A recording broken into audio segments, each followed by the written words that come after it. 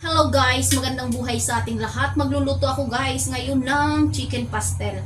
Mayroon ako ditong potato, carrots, hotdog, Chinese sausage at saka yung ating bawang at saka sibuyas. At syempre guys, hindi mawawala syempre ang chicken pastel ay manok. Ano to guys, sinasabing wala na itong buto, tinanggalan ko chicken thigh. Tapos syempre gagamit tayo ng evaporated milk. At ngayon po guys ay magpapainit tayo ng mantika sa ating kawali.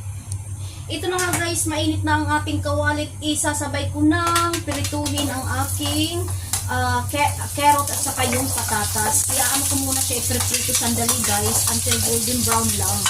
Para madali na siya mamaya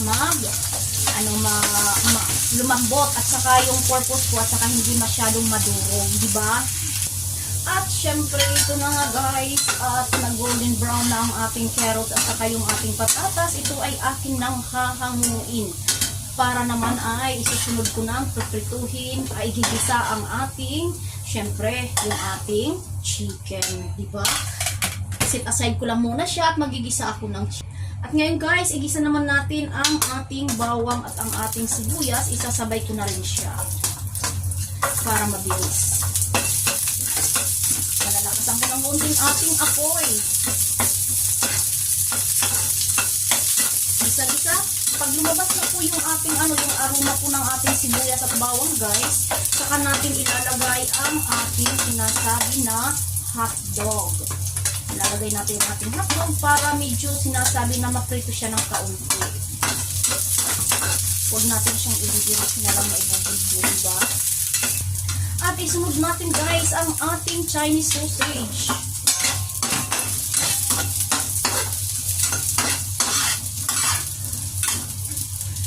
At syempre guys, dahil okay na ang ating Chinese sausage at ang ating itlog, isusunod na natin ang ating chicken.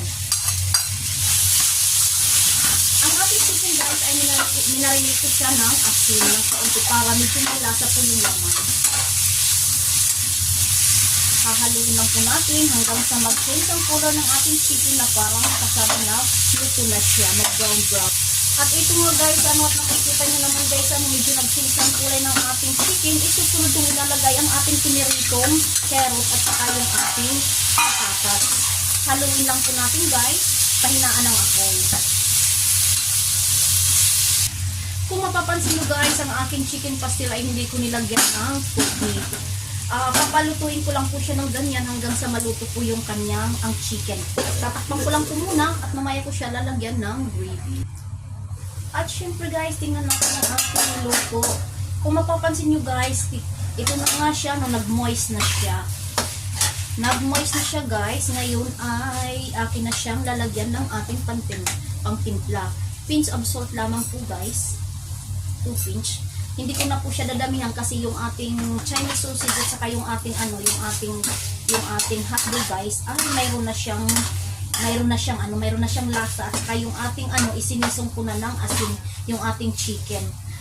At syempre guys, dahil na nga ay luto na ang ating manok, ngayon ay ilalagay ko na ang ating evaporada.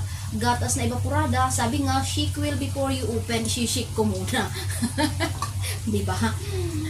Kayo na po ang bahala guys kung gaano karami ang ilalagay ninyong evaporada. Ako, kaunti lang ang ilalagay ko guys dahil ayaw ko ng marami ang sabaw. Ang gawa ko lang po guys sa aking chicken pastel ay gravy lang po talaga. Papakuluin ko lang po siya guys. Hindi ko na siya tatakpan para hindi po maano yung kanyang gatas. Para hindi magbuo-buo. Kaya ganun lang. Aantayin, slow fire lang po guys. Antayin ko lang siyang kumulo. At ito na guys ay kumukulo na ang ating chicken pastel. At syempre, lalagyan natin siya ng garnishing. Syempre, ang ating chili. Hindi ko siya guys. Ang ating chili ay hindi ko po siya hahatiin. Okay, kasi ayaw ng aking alaga na maanghang. Kumbaga pang lang siya. Dekorasyon na sinasabi. At syempre guys, ay ilalagay ko ng ating garnishing na cilantro. Kaya tinatawag na parsley. Ito na guys, luto na ang aking chicken pastel. Naway nagustuhan nyo ang aking inihain ngayon para sa ngayong tanghali. Ito siya guys. Mapapansin nyo guys, gravy lang talaga. Ayoko kasi ng marami ang sabaw yung aking chicken pastel. Gravy lang siya. Ito lang guys. Maraming salamat sa panonood. Hanggang sa muli, huwag kalimutang mag-like and subscribe po.